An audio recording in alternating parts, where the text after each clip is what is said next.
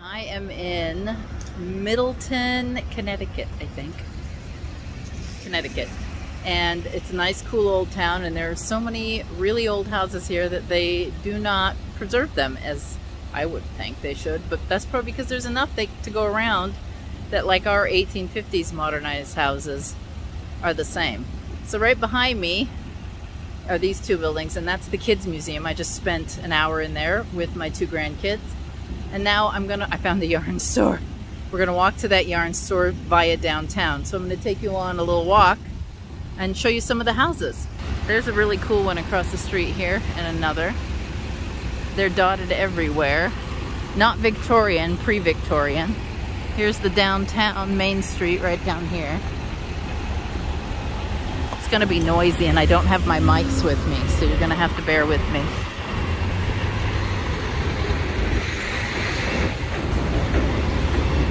I don't know what, I'll have to go look up some history of the town for you. But it's got a really wide Main Street, unexpectedly.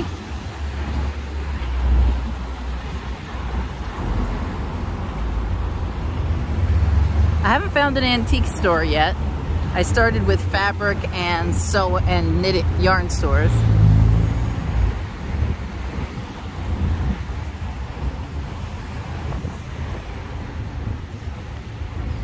There.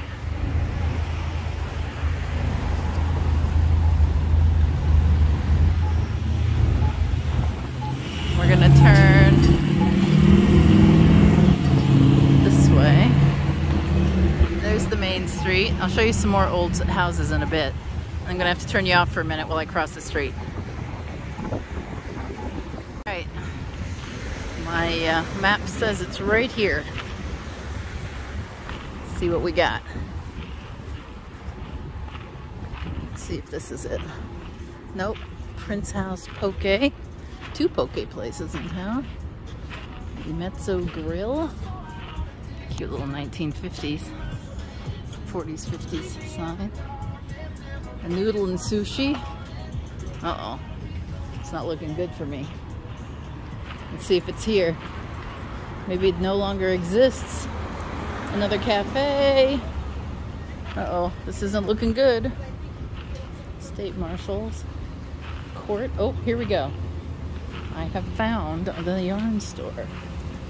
There we go. It's called Pamela Roose Knitting Supplies and Specialty Hand Knits. It says on the website that she does custom orders as well as.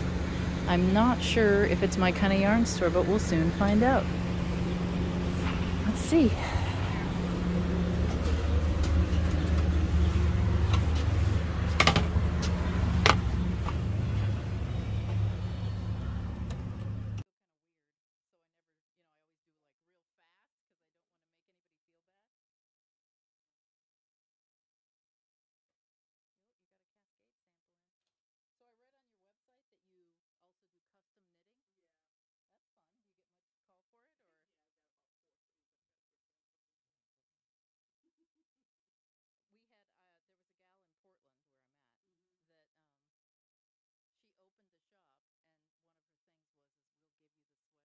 Okay, I'm back to my room now, and I'm going to show you what I bought from the cute Pamela Roose Specialty Hand Knits and Yarn. She has a cool sticker, and she makes your package really nice. She gave me a bow with some curling ribbon. It's the little touches, isn't it? And then I'm going to show you inside the bag.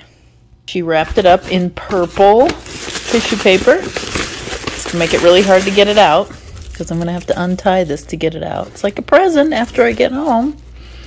Now, what did I buy? Oh my goodness, she makes it hard to get to.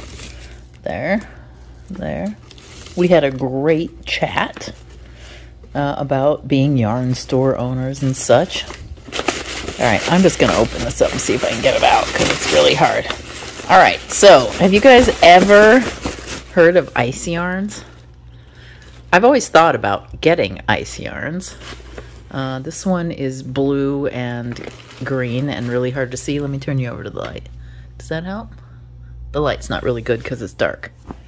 So that's that's a big old skein of fingering weight yarn we talked about. I said I've always kind of wondered how ice yarns were, and she really likes them, and she brings them in. I also got some Omega size 10 crochet cotton in a peachy, sort of an apricot color. So I'm going to try these out and see. This one doesn't look like the longest staple. It looked pretty good in the store, but now that I'm in my room, I can kind of see that it's got some short staples that come out. It probably would not work great for tatting, but I have a crochet project in mind for this that somebody asked me to make.